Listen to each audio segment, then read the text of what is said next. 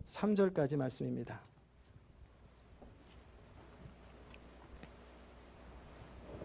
에베소서 4장 1절에서 3절까지 말씀 우리 한 목소리로 같이 받들어 읽겠습니다.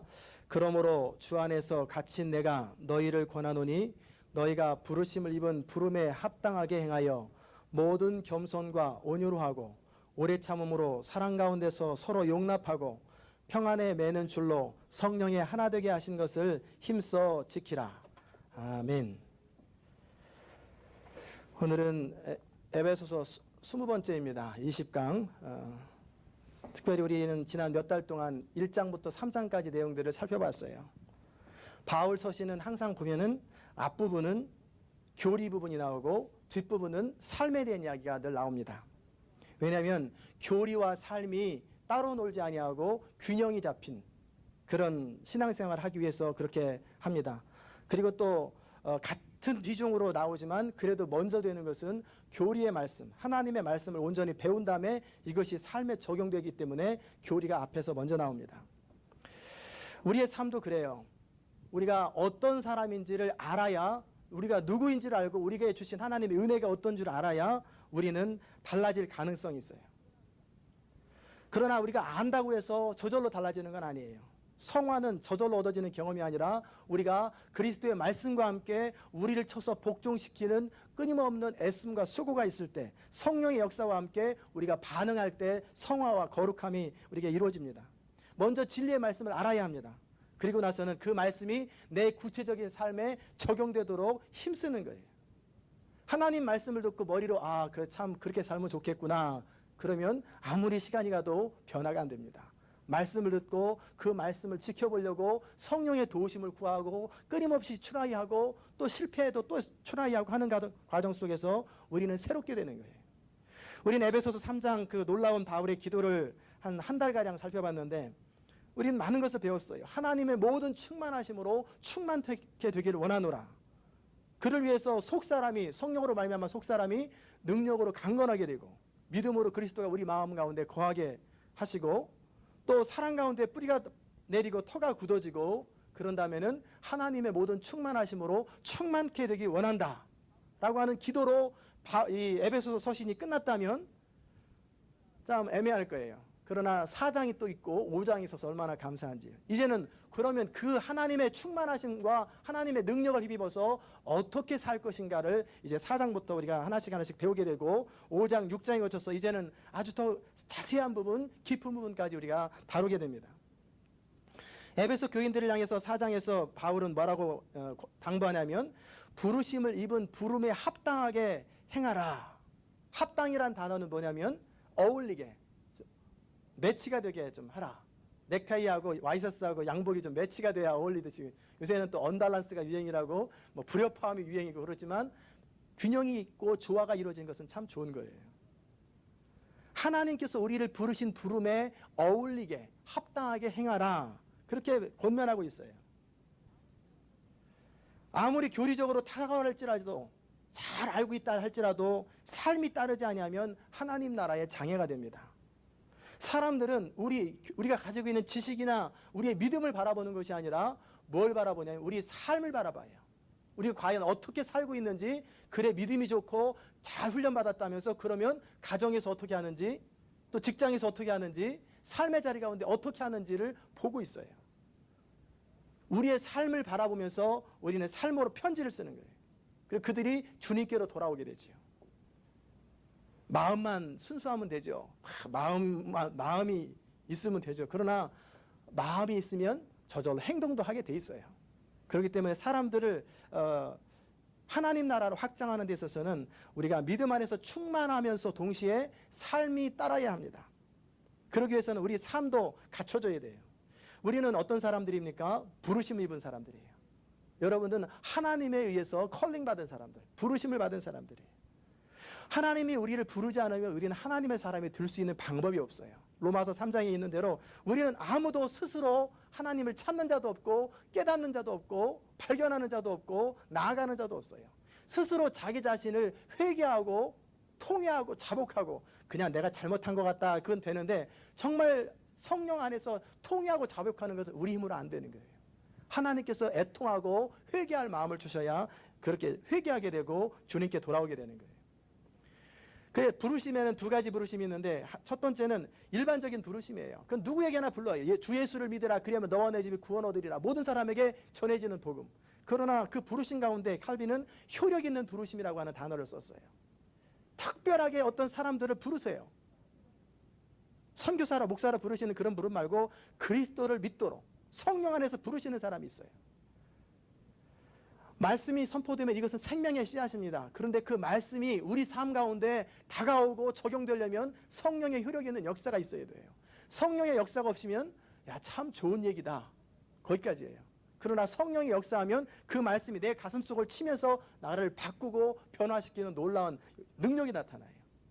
하나님은 여러분을 복음으로 부르셨어요. 부르신 이유가 뭡니까? 창세전에 그리스도 예수 안에서 우리를 택하사 우리로 사랑 안에서 그 앞에 거룩하고 흠이 없게 하시려고 우리를 부르셨어요. 단지 죄 용서받고 구원받았다 할렐루야 여기까지 끝이 아니고 이제 그 다음에 사랑 안에서 그 앞에 하나님 앞에 우리 주님 앞에 거룩하고 흠이 없게 하시려고 우리를 부르셨다는 거예요. 그러므로 우리가 예수 그리스도로 말미암아 하나님의 자녀가 되었으니 그 자녀된 신분에 맞게 살으라. 그런 것입니다. 그리고 나서 이제 우리가 부르심에 합당하게 행하는 방법으로 사도 바울은 차례차례 이야기를 하죠. 그 가운데 가장 마지막 오늘 읽었던 본문 마지막에 성령의 하나 되게 하신 것을 힘써 지키라 그 말씀하고 있었어요. 하나님에 관해서 얘기를 하고 있어요. 하나님께서 예수 그리스도를 통해서 인류를 구원하시면서 원하시는 것이 뭐냐면 요한복음 17장에서 내가 아버지와 하나 된 것 같이 저희도 서로 하나가 되게 하고 우리와 저희가 하나가 되게 하옵소서. 하나님과 인간이 하나됨을 경험하고 또 사람과 사람이 성도와 성도들이 하나됨을 경험하는 것. 그것을 우리 주님께서 원하시는 거예요. 그런데 하나됨에 있어서 중요한 것은 우리 능력과 우리 방법으로는 하나가 잘 안 돼요. 맨날 하나 된다고 하나 되자, 뭐 단결하자, 뭉치자 해도 이해타산이 안 맞으면 어느 사이에 힘들어져 버리죠. 그래서 같이 동업했다가 하나 되자고 같이 막 손을 붙잡고 그러다가 이해가 안 맞으면은 원수가 돼 버리잖아요. 우리 힘으로는 안 돼요. 부부도 역시 마찬가지지. 하나 되자 해가지고 결혼했는데 또 나눠지기도 하고 얼마나 많은 아픔들을 겪습니까? 사람이 어떤 목적이나 어떤 계약이나 조건에 따라서 하나 될 수 없어요. 힘들어요. 그렇게 되면 겉으로는 하나 된 것처럼 보이지만 속으로는 내가 참는다. 내가 마지못해 참는다. 억지로 하나 되는 것처럼 보이지만 진정한 하나됨은 성령 안에서만 하나 될 수 있다고 하는 사실을 우리가 알아야 합니다. 우리의 모든 성도들이 거듭난 순간 예수 그리스도를 영접한 순간 우리 안에 누가 거하시냐면 성령님이 거하세요. 성령님이 우리 한 사람 한 사람을 다스리시고 지배하시고 이끌어 가세요. 교회도 마찬가지예요. 교회도 왜 하나가 안 되느냐? 모든 사람들이 성령의 다스림과 지배를 이끄심을 받지 않기 때문에 하나가 안 되는 거예요. 각자 자기 의견과 자기 생각을 가지고 손을 들고 뭐가 옳습니다. 뭐가 틀립니다. 난 반대합니다. 기도해 보시고 하나님의 음성을 들었습니까? 아니죠. 지금 생각에. 우리 생각에. 내 경험에. 그러니까 교회가 산살조각 나는 거예요. 모두가 다 성령의 인도하심을 받고 성령에 순종하면 가정도 교회도 셀그룹도 모두가 다 저절로 하나가 돼요. 부부가 하나 될 수 있는 비결, 형제가 하나 될 수 있는 비결은 그 사람과 우리 안에 성령 안에서 교통함이 있을 때 하나가 되는 거예요. 철저하게 한 사람 한 사람이 성령에 순종할 때 저절로 아름다운 연합이 이루어져요. 싸웠어요. 미워하는 마음이 있습니다. 그런데 기도하는 가운데 성령께서 애통하는 마음, 긍휼히 여기는 마음을 주시면 그 미운 마음을 가지고 있을 수가 없어요. 손 내밀게 되죠. 그와 동시에 그 사람도 성령님이 다스리잖아요. 그냥 거절하면 답답하지요. 그 인생이. 결국 돌이키게 돼요. 그래서 성령님께서 각 사람을 하나 되게 하시는 거예요. 이미 우리는 성령의 인도함을 받아 교회를 이루었기 때문에 우리는 이미 성령 안에서 하나가 되었습니다. 그런데 이 하나됨을 지키는 것이 참으로 중요해요. 죄는 뭐냐면 분열을 말하고 죄는 갈라지게 만들어요. 아담과 하와가 죄를 범한 후에 하나님과 나눠지고 부부가 나눠지고 자연과 나눠지고 갈라지게 됐어요. 죄는 분열을 일으킵니다. 그래서 이 죄 문제를 해결하시려고 우리 주님께서 오신 것이에요. 그래서 성령 안에서 우리가 하나 되기 위해서 가져야 될 마음이 어떤 마음이냐에 대해서 사도 바울은 첫 번째로 겸손에 대해서 얘기를 하고 있습니다. 모든 겸손과 온유로 하고 오래 참음으로 사랑 가운데 서로 용납하고 평안에 매는 줄로 성령이 하나 되게 하신 것을 힘써 지키라 해서 첫 번째 하나 되기 위한 첫 번째 조건이 겸손이에요. 겸손이 없이는 하나 되기가 어려워요. 겸손은 마음을 낮추는 것입니다. 우리 주님은 산상수훈에서 심령이 가난한 자가 복이 있다고 말씀하셨어요. 심령이 가난하다, 마음이 가난하다는 말은 뭐냐면 자기의 부족함을 아는 거예요. 겸손하지 못할 때 우리는 사람들을 우습게 여깁니다. 그리고 우리 생각으로 사람들을 저울질하고 판단하고 수준이 떨어지는구나. 뭐 저 사람은 좀 이상하네. 다 나름대로 판단을 해요. 그러나 겸손의 영이 임하면 우리는 그렇게 쉽게 판단하고 정죄할 수가 없어요. 또 겸손하지 못하면 배울 수가 없어요. 나 다 알아. 그런 건 나 이전부터 다 알지. 안 배워요. 우리가 배우는 것의 가장 첫 번째 조건도 겸손함이에요. 내 부족함을 채우기 위해서 배우려고 하는 마음이 있을 때 그런 사람에게 가르쳐 주는 게 어떤 테크닉이라도 어떤 기술이든 어떤 거라도 겸손한 사람이 배울 수 있어요. 우리 주님께서는 심령이 가난한 자가 복이 있다고 말씀하셨는데 심령이 가난하다는 것은 우리 영이 겸손한 거예요. 기도원처럼 주님께서 큰 용사여 네가 하나님께 은총을 받았도다 하면서 어떤 사역을 맡기려고 할 때 하나님 나는 문화세에 집중해서 극히 약하고 내 아비 중에서 가장 작은 아비 집에서 가장 작은 자가 아니니까 이렇게 겸손하게 하나님 앞에 서는 것. 모세도 마찬가지예요. 하나님께서 너를 통해서 출애굽의 역사를 이루겠다. 내 고통 소리를 내 백성의 신음 소리를 내가 들었노라 그랬더니 나같이 부족한 사람이 어떻게 그 일들을 감당할 수 있습니까? 나는 자신이 없습니다. 나는 할 수 없습니다라고 하는 겸손함. 이사야처럼 하나님 앞에 서고 나서 나는 입술이 부정한 자여 나는 화로 다 망하게 되었도다. 이런 마음을 겸손이라고 그래요. 베드로라는 사람은 원래 공격형이고 자신만만하고 자기 중심으로 사는 사람이었어요. 전형적인 세속적인 요새 현대 사람들과 같아요. 그런데 그가 주님을 만나고 나서 무슨 고백을 합니까? 주여 나를 떠나소서 나는 죄인이로소이다. 그게 베드로의 모습이에요. 예수님의 모습도 마찬가지예요. 하나님이셨는데 인간으로 오셔서 사람처럼 살기로 결정을 하셨고 그 결과 예수님은 지난주에 말씀드렸던 것처럼 나는 스스로 아무것도 할 수 없노라. 내가 너에게 이르는 말은 스스로 하는 것이 아니라 아버지께서 내 안에 계셔 그의 일을 하시는 것이라. 나는 아무것도 할 수 없다고 하는 절대 의존. 이것이 바로 겸손의 영, 가난한 심령이에요. 우리가 주의 몸된 교회를 위해서 일을 할 때도 마찬가지예요.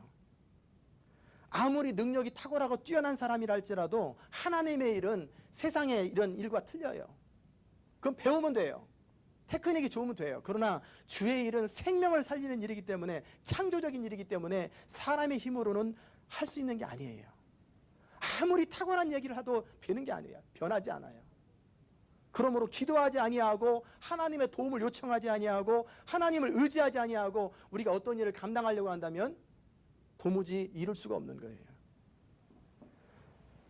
철저하게 자만심을 죽이고 자기 의존의 완전한 결여, 하나님의 존전, 하나님 앞에서 내가 아무것도 아니라고 하는 철저한 자기 부인의 마음이 있을 때 그의 삶 가운데, 그의 사역 가운데 열매들이 나타나는 거예요. 우리는 우리 스스로 할 수 있는 것이 없어요. 가난하게 된다는 것은 뭐냐면 하나님을 대면할 때 느끼는 철저한 무능력이에요. 나는 할 수 없구나. 내가 얼마나 하나님 앞에서 무능한 존재인지를 느끼고 나면, 철저하게 인식하고 나면 우리는 태도가 달라져요. 타고난 어떤 기질이나 어떤 지위나 능력이나 이런 것을 더 이상 의뢰하지 않는 거예요. 우리가 자랑해야 할 것은 교육이나 또는 어떤 우리가 세상의 경험이 아니라 약한 것을 자랑하고 십자가만을 자랑하고 이 세상의 모든 것들은 분토처럼 여겨버리는 거예요. 그렇다고 무시하고 전혀 안 쓰는 게 아니라 그것을 쓰더라도 불로 태워서 연단해서 쓰는 거예요.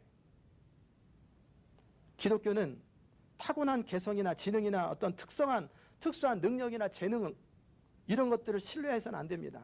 그리고 우리 자신의 도덕성, 사람 참 좋다, 인간성 좋다, 이거 가지고 되는 거 아니에요. 오히려 인간성 좋은 사람들이 하나님의 일을 회방 더 많이 할 수 있어요. 왜냐하면 자기 의를 의지하거든요. 자기 성실함을 의지해요. 그러니 하나님 만나기가 얼마나 어려운지 몰라요. 심령이 가난하다는 말은 내가 아무것도 아니다. 내가 철저하게 아무것도 아니구나, 너띵이구나라는 사실을 발견하는 거예요. 제 양파 껍질 이야기를 종종 많이 하는데, 여러분 양파 껍질 한 번도 안 벗겨본 사람들은 집에 가서 양파 하나 사다가 한번 해보세요. 양파 껍질 벗겨놓으면 지저분한 거 벗겨놨어요. 그러면 이제 안에가 깨끗해졌어요. 야, 양파 근사하다. 햇볕 쬐어놔보세요. 그럼 좀 또 말라요. 또 벗기고 또 벗기고 또 벗기면 뭐 있는 줄 알았는데 양파 껍질 맨 가운데 뭐가 있어요? 아무것도 없어요. 마찬가지로 우리 안에 뭔가 있는 줄 알았는데 나는 그래도 최소한 이거라도 갖고 있잖아, 이거 갖고 있잖아. 그리고 있는 줄 알고 살았는데 그리스도 앞에 가면 갈수록, 하나님 앞에 서면 설수록 내 자신이 점점 없어지는 거예요. 그리고 나서 내 안에 텅 비었다는 사실, 아무것도 없구나, 그런 것을 깨닫게 되는 거예요. 아무것도 가지고 있지 않기 때문에 철저하게 하나님을 바라보고 철저히 순종하고 복종하고 하나님의 은혜와 자비를 온전히 의뢰하는 것, 이것이 바로 심령이 가난한 것입니다. 어떻게 해서 이렇게 심령이 가난해집니까? 우리가 그냥 우리 자신을 바라보면서 자기 연민에 빠지거나 또는 자기를 괴롭히고 학대해서 막 이렇게 그러는 거 아니에요. 그런다고 가난해지지 않아요. 심령이 가난해질 수 있는 비결은 철저하게 하나님을 바라보는 거예요. 하나님의 말씀을 읽고 그 말씀을 우리가 묵상하는 가운데 우리가 하나님의 임재 가운데 서 있음을 늘 의식하고, 그리고 동시에 예수 그리스도를 바라보고 복음서, 사복음서에서 우리 주님의 모습을 우리가 바라보는 거예요. 그러다 보면 우리는 우리 제자들처럼, 사도들처럼 주여 믿음을 더하소서 이런 고백을 할 수밖에 없어요. 제자들은 자기 자신이 주님 앞에 비춰봤을 때 너무나 믿음이 없고 초라한 것을 느꼈어요. 주여 우리에게 믿음을 더하소서. 그들은 주의 말씀을 가지고 귀신을 쫓아내고 하나님 말씀을 선포하고 설교하고 전도하고 탁월하게 쓰임 받았음에도 불구하고 주님 앞에 서니까 아무것도 아닌 걸 느끼게 되는 거예요. 주님 내게 믿음을 더하소서. 우리가 주님을 더 바라봐야 돼요. 주님을 바라보면 바라볼수록 우리는 무력함을 느껴요. 우리가 주님을 바라보지 못하고 자꾸 사람들을 바라보면 서로 비교하고 경쟁하고 나의 마음속에 나는 그래도 저 사람보다 좀 수준이 높지 하고 흐뭇한 마음을 가져요. 야, 나는 어떻게 이렇게 참 잘하지? 희한하다. 나 왜 이렇게 잘할까? 이 교만이 충만한 거예요. 주님 앞에 서면 얼마나 부족한지를 알게 돼요. 철저하게 부족함을 알게 돼요. 사람 앞에 대할 때도 늘 부족함을, 한계의식을 느껴요. 우리가 주님을 바라보면 우리 자신을 위해서 할 수 있는 게 별로 없구나 라는 사실을 깨닫게 되지요. 절대 가난과 그 공허함을 느끼지 않고는 참으로 주님을 온전히 알 수가 없어요. 그래서 바울이 로마서 7장에서 뭐라고 고백합니까? 오호라 곤고한 자로다. 이 사망의 몸에서 누가 나를 건져내리요? 탄식하는 게, 울부짖는 거예요. 그 엄청난 바울과 같은 사람도 그렇게 믿음으로 말씀으로 살아보려고 했던 사람의 고백이 뭡니까? 오호라 곤고한 자로다. 나는 이거밖에 안 되는구나. 나는 도무지 아무것도 가진 게 없구나. 그래서 자랑하는 것은 십자가 외에는 자랑하지 않고 약한 것, 나 모자라는 것, 안 되는 것만 자랑하는 거예요. 그리고 나면 애통하게 되지요. 고통 속에 울부짖는 거예요. 내가 한절이 주의 말씀대로 이렇게 살고 싶은데 왜 나는 안 될까? 마음의 법과 몸의 지체가 너무 서로 따로따로 노는 거예요. 심령이 가난하면 자연스럽게 애통하게 됩니다. 하나님 앞에서 성결함을 바라보게 돼요. 기준이 달라져요. 이전에는 이 정도 기준에서 사람들과 비교하면서 이 정도 기준으로 만족했다면 이제는 그리스도 앞에 비교를 하기 때문에 너무 자극을 경험하게 되고 우리 안에 있는 죄성을 발견하게 돼요. 우리 안에 있는 죄와 안타까움 때문에 애통하고 눈물을 흘리고, 그리고 스스로 생각하는 거예요. 왜 나는 이렇게 행동할까? 나는 왜 화를 잘 낼까? 내 성질을 왜 못 댈까? 왜 나는 억제할 수 없을까? 왜 내 안에 시기가 있을까? 왜 내 안에 다툼이 있을까? 왜 악한 생각이 날까? 왜 미운 마음이 생길까? 이 모든 것들이 우리의 육체를 지체 속에 있다는 사실을 때문에 그것을 미워하는 거예요. 난 그렇게 살고 싶지 않다. 그러므로 애통합니다. 그리고 거기에 한 걸음 더 나가서 이제 자기 자신을 위해서만이 아니라 다른 사람의 죄 때문에도 애통한 거예요. 다른 사람의 죄를 판단하고 정죄하고 왜 저렇게 산대? 저 사람 이상해. 가 아니라 그 사람의 죄를 바라보면서 애통하는 거예요. 내가 대신 회개하고 마치 느헤미야가 예루살렘 성벽에 무너진 걸 바라보면서 나와 내 아비의 죄악 때문에 그랬다고 애통해하고 눈물을 흘리고 대신 회개한 것처럼 이스라엘 백성들을 향해서 모세가 대신 회개하고 눈물을 흘리는 것처럼 애통하는 거예요. 다른 사람의 죄악들이 나의 잘못입니다. 라고 애통하는 마음이 생기는 거예요. 그리고 이 사회와 신문에서 바라보면서 이 땅의 악함들을 바라보면서 이 땅의 황망을 바라보면서 이것이 내가 회개하지 못하고 내가 하나님 앞에 울부짖지 못한 내 죄입니다라고 내가 울부짖고 애통하고 회개하는 거예요.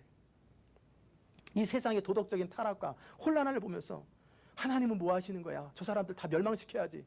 그런 게 아니라 그들의 죄악이 바로 나의 충고기도 하지 못함 때문에 그렇다고 하는 사실을 느끼면서 우리 주님처럼 애통함으로 울부짖는 거예요. 우리 주님께서 나사로의 무덤 앞에서 눈물을 흘리시더라 그렇게 기록되어 있잖아요. 왜 눈물을 흘리십니까? 죄로 말미암아 인간이 얼마나 악하게 되었는지 한계에 빠졌는지 풍성한 삶을 다 놓쳐버리고 그리고 불행하고 초라하게 살 수밖에 없는 인생을 바라보면서 안타까움으로 민망히 여기면서 우시는 거예요. 세상의 표현은 먹고 마시고 즐기고 내 권리 내 나름대로 누리자. 내가 가지고 내 마음대로 하는데 뭔 상관이냐. 그래 자기 마음대로 자기 돈 벌었다 마음 놓고 써요. 이게 세상의 사고입니다. 그러면서 우리가 이렇게 그렇게 살면은 너무 그런데 신경 쓰지 마. 한 번밖에 없는 인생 막 사는 거야. 재밌게 신나게 즐겁게. 그게 세상 사람들은 그렇게 얘기해요. 그러나 우리 주님이 말씀하시는 애통하는 사람이 복이 있다고 하는 것은 정반대예요. 애통하는 사람이 왜 행복할까? 왜 복이 있을까? 자기 죄 상태 때문에 애통하고 회개하는 사람, 그런 사람은 하나님의 위로를 경험하게 돼요. 성령의 위로를 경험하게 된 사람들은 이제 자기 자신에 대해서는 철저하게 절망하게 되고 이제 그 다음에 어떻게 됩니까?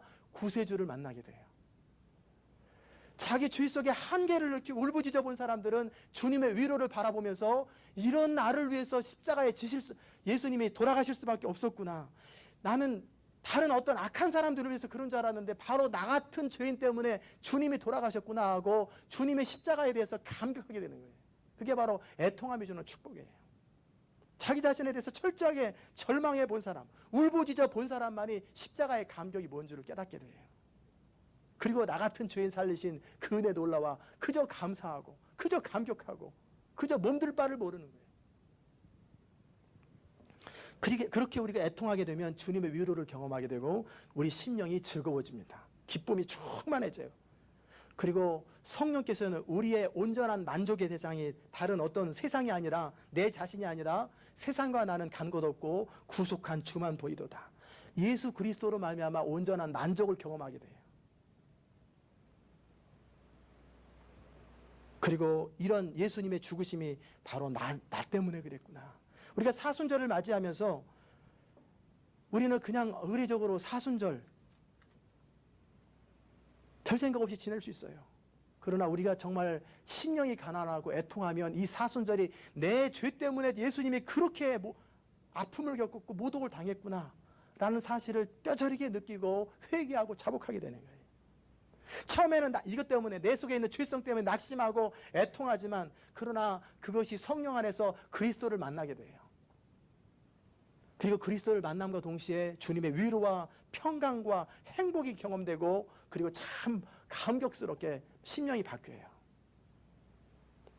우리 신앙은 회개할 때 주님과 더 가까워져요. 그래서 죄가 더하는 곳에 은혜가 더하다고 그렇게 성경은 기록하고 있죠.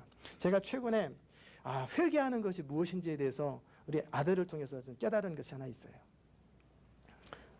두 애가 서로 싸워가지고 저한테 혼났어요. 그랬더니 아들 주한이가 우는 거예요. 그래서 너 왜 우냐 그랬더니 그냥 아무 소리 안 하고 울어요. 억울해서 우냐 그랬더니 억울해서 운대요. 뭐가 억울해? 그랬더니 얘가 뭐라고 그러냐면 아빠 말씀대로 내가 그렇게 살아야 되는데 양보도 하고 그래야 되는데 나는 왜 양보를 못할까? 그게 너무 답답해서 운다는 거예요. 그건 억울이라는 단어가 아니다. 그러면서 내가 왜 그렇게밖에 못 사는지에 대해서 안타까우면서 눈물을 흘리는 걸 보는데 벌써 다 말고 야 그만 이리 와. 그러면서 그냥 끌어안게 돼버리더라고요. 그게 애통함이에요. 하나님 앞에 애통하게 되면 하나님이 우리를 바라보면서 그냥 끌어안아버리고 다 해결해버리는 거예요. 애통하는 자는 위로가 있어요. 죄가 땅에서 물러가고 의에 거하는 새하늘과 새 땅에 대한 소망으로 가득해요. 그리고 이 땅에서 정들지 아니하고 나그네 노릇을 안 하는 거예요. 그리고 용서받은 기쁨, 화해의 기쁨, 그리고 하나님에게서 이탈되었을 때 느끼는 그 슬픔과 다시금 돌아왔을 때 하나님이 그런 우리를 찾으실 때 느끼는 기쁨을 통해서 우리 안에 참 감격이 넘치는 그런 인생이 되는 거예요. 애통하는 사람이 어떤 사람입니까? 그는 슬픈 사람입니다. 하지만 병적인 인간은 아니에요. 그는 슬픈 사람입니다. 그러나 비참한 사람은 아니에요. 신중한 사람입니다. 그러나 퉁명스럽지 아니하고 위험이 있어요. 그러나 냉정하거나 부정적인 사람이 아니고 신중하지만 심각한 것처럼 가장하지 않아요. 그리고 늘 자기 자신을 바라보면서 그리고 주님을 바라보면서 슬픔과 행복이 교통하고 애통과 기쁨이 교통하는 거예요. 이게 바로 그리스도인의 기쁨이요 행복의 비결입니다. 그 다음에 온유라, 이게 바로 겸손이에요. 겸손해서 다 이 모든 것이 겸손한 마음에서 애통하는 마음이 되는 거예요. 그런 다음에는 온유한 마음이 돼요. 온유가 뭐냐면 이제는 하나님과 나 자신과의 관계만이 아니라 다른 사람과의 관계가 이제 적용되기 시작해요. 이제 나 자신과의 싸움이 아니라 다른 사람과의 관계 속에서 이제 어떻게 할 것인지가 말씀해 주는 것이 온유예요. 나 자신에 대해서 죄인이라고 탄식하고 또 애통해하는 거 그럴 수 있어요. 그런데 우리가 잘 못하는 것이 뭐냐면 내가 내 자신에 대해서 회개하고 안타까워하고 그러는데 다른 사람이 너 잘못했다고 지적하면 화가 나는 거예요. 나도 알아. 근데 당신이 뭔데 나한테 얘기해. 라고 화가 나버리는 거예요. 이게 뭡니까? 온유하지 못한 사람의 특징이에요. 내가 내 자신을 알아요. 그런데 그것에 대해서 누군가 이렇게 얘기를 해주면 화가 나고 자존심이 상해요. 그런데 정말 온유한 사람들은 어떤 사람이냐면 더 많은 굴욕을 느끼고 다른 사람에게 비난의 표적이 된다 할지라도 그것에 대해서 반항하거나 저항하거나 대항하거나 그렇게 하지 않아요. 아브라함 보세요. 아브라함이 그 조카 롯을 케어하면서 얼마나 지극정성으로 그를 섬깁니까? 사랑해주고 자식처럼 그렇게 잘해줬는데 상황이 되니까 어디 선택할래? 그랬더니 요단 등편 아주 큰 산 땅을 선택하고 삼촌은 저쪽 사막 선택해서 살든지 죽든지 그건 I don't care고 당신 하나님한테 잘 해결하고 좋은 땅을 선택하는 그 롯을 바라보면서 자기 마음대로 하는 걸 바라보면서 불평 한마디 아니하고 원망도 없어요. 그리고 잘 가라. 하나님의 축복이 있기를 바란다. 그렇게 말하는 게 바로 아브라함의 온유예요. 모세도 마찬가지입니다. 제가 요새 모세를 자주 묵상하는데 이스라엘 백성들이 출애굽 광야에서 얼마나 많이 모세와 아론을 대적하고 돌로 치려고 하고 원망하는지 몰라요. 모세는 한평생 그냥 이제 광야에 살았고 80세니까 이제 그렇게 노후를 편안하게 맞이하면 되는데 하나님이 그를 부르셔가지고 늦은 나이에 이스라엘 민족을 위해서 수고하고 희생합니다. 그런데 이스라엘 백성들은 조금만 문제가 생기고 조금만 어려움이 생기면 지도자 모세를 그렇게 원망하고 뭐 당신 때문에 그랬다 막 돌로 치려고 하고 막 그렇게 소리를 질러요. 그럴 때마다 모세는 아무 저항하지 않아요. 그냥 무릎 꿇고 하나님 앞에 엎드려 버려요. 하나님이 알아서 해결하시든 어떻게 하든지 하나님 앞에서 아무 원망하지 않아요. 그 사람들은 원망하지 않아요. 그래서 하나님은 모세를 지구상에서 지면에서 가장 온유한 사람이라고 그렇게 말씀해 주시는 거예요. 자기를 비천하게 생각하고 자기를 주장하지 않는 이 마음, 그리고 사람들에 대해서 긍휼히 여기는 마음. 모세는 젊었을 때 얼마나 탁월했습니까? 바로의 공주의 아들로 자라가지고 모든 것을 다 학술과 능사가 다 탁월하고 능한 사람이에요. 그런 사람이 어떻게 이렇게 겸손할 수 있을까? 그것은 하나님의 시각으로 무엇이 옳은지 무엇이 그른지를 정확하게 볼 수 있는 눈을 가졌고 진리를 발견했기 때문에 바로의 모든 궁궐의 보화보다 하나님의 백성과 고난받는 것이 더 중요하다고 선택한 거예요. 그리고 그 하나님 안에서 자기 자신을 끊임없이 낮췄기 때문에 그렇게 온유할 수 있는 거예요. 다윗도 마찬가지예요. 어린 나이에 기름 부음을 받았어요. 근데 사울왕이 그렇게 불친절하게 하고 죽이려고 그럼에도 불구하고 저항하지 않잖아요. 옷깃 하나 잘라놓고 나서 마음이 아파가지고 어쩔 줄 모르는 그 다윗의 마음. 그게 온유해요. 예레미야도 어떻습니까?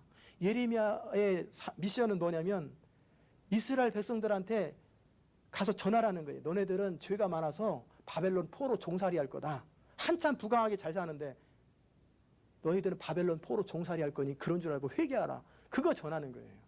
사람들이 듣겠어요? 다 무시하고 따돌리고 인정하지 않는 거예요. 얼마나 고독하고 외롭게 사는지 몰라요.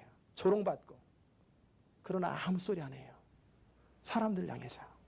스데반을 보십시오. 돌로 치는데도 주님 저들을 용서해 주옵소서. 사도 바울을 보세요. 무엇보다 우리 주님을 보세요. 나는 마음이 온유하고 겸손하니 예수님의 생애에는 참 많은 박해가 있었고 얼마나 많은 조롱이 있었는지 몰라요. 그런데도 참으시지요. 상한 갈대를 꺾지 아니하시고 꺼져가는 심지를 끄지 아니하시는 그 예수님. 그리고 무엇보다 철저하게 하나님 아버지 앞에서 복종하고 온전히 순종하는 모습은 온유의 극치예요. 예수님은 원래 하나님과 같은 분이셨잖아요. 하나님이신데도 하나님과 동등될 것을 취할 것으로 여기지 아니하시고 사람의 모습으로, 그것도 가장 낮은 종의 모습으로 가는 그 주님의 모습. 그게 바로 온유입니다. 이 모든 것은 겸손으로부터 와요. 우리가 이렇게 겸손과 온유의 마음이 되면 오래 참게 됩니다. 오래 참게 돼요. 그리고 사랑 가운데 서로 용납하게 돼요. 그럴 때 우리는 성령 안에서 하나 된 것을 지킬 수 있는 거예요. 용납한다는 건 뭐냐면 잘 견딘다는 거예요. 우리는 말을 해도 잘 못 알아듣고 자꾸 엉뚱한 소리 하는 사람들 보면 답답하지요. 몇 번 말해야 알아듣겠어 하면 소리 지르고, 그게 어른일 때 얼마나 답답합니까? 근데 조그만 어린아이 갓난아기를 대할 때 얼마나 많은 실수를 하고 얼마나 많이 밥을 흘리고 그럽니까? 그럼에도 끊임없이 참잖아요. 그게 뭡니까? 그 마음에 뭐가 있어요? 사랑이 있어요. 사랑이 있으면 오래 참게 되는 거예요. 이런 우리 주님의 산상수훈의 그 말씀이 우리 삶 가운데 적용하게 될 때 우리는 하나됨의 축복을 경험하게 돼요. 각 가정에서 왜 하나가 안 됩니까? 이 하나님의 복음, 산상수훈의 복을 우리가 경험하지 못하기 때문에 그래요. 우리가 이제는 목표를 어떻게 잡아야 되냐면, 사람들과 비교했을 때, 다른 교회에 비교했을 때 조금 낫다, 조금 덜 낫다 이렇게 하지 마시고 성령의 열매가 내 안에 맺히도록 산상수훈에서 말씀하셨던 그 주님의 가르침이 내 가르침이 되고 주님이 나의 목표가 되도록 모델을 그렇게 하셔야 돼요. 그러면 한없이 우리는 겸손하게 돼요.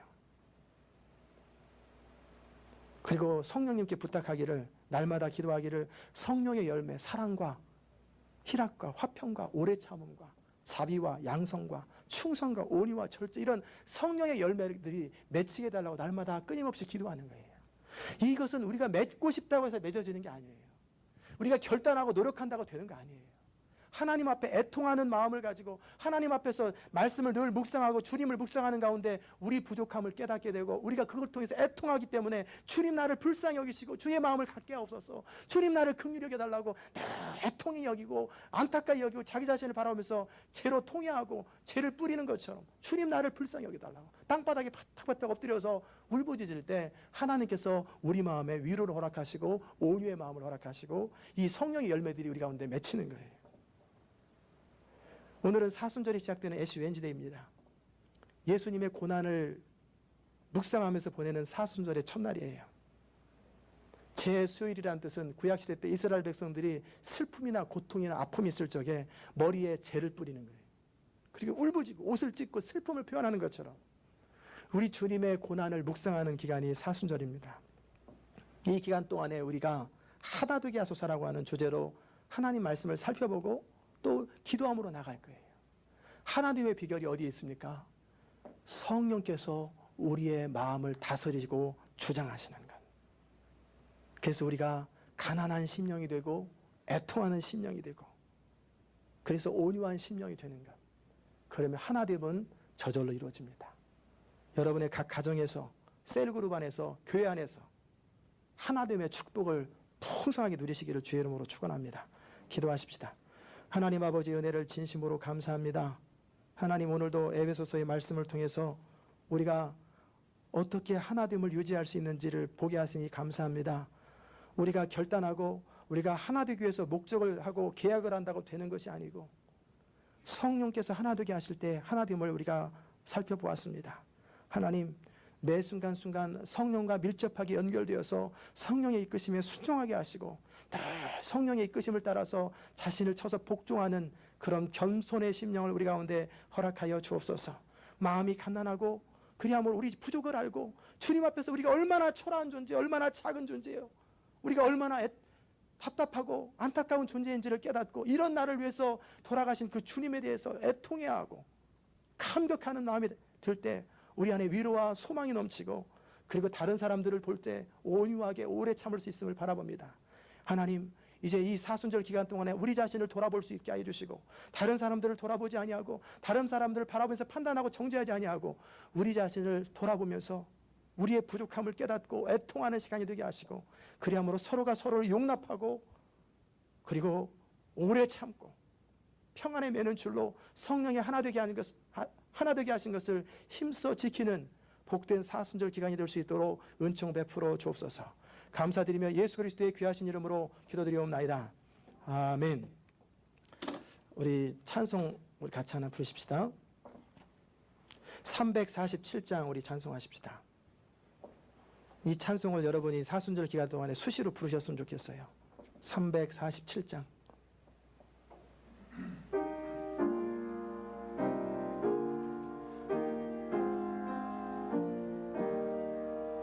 겸손히 주를 섬길 때 괴로운 일이 많으나 구주여 내게 힘주사 잘 감당하소서.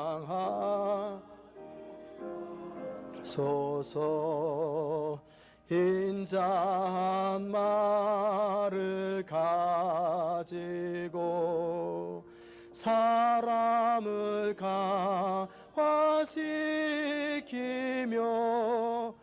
갈 길을 잃은 무리를 잘 인도하게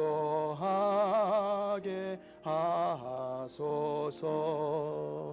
구주의 귀한 은혜를 깨달아 알게 하시고 굳건한 믿음 주셔서 늘 승리하게 하소서. 장래의 영광 비추사 소망이 되게 하시며 구주와 함께 살면서 참 평강 얻게 하소서. 아멘. 우리 주기도문으로 마치십시다. 하늘에 계신 우리 아버지여, 이름이 거룩히 여김을 받으시오며 나라에 임하옵시며 뜻이 하늘에서 이룬 것 같이 땅에서도 이루어지이다.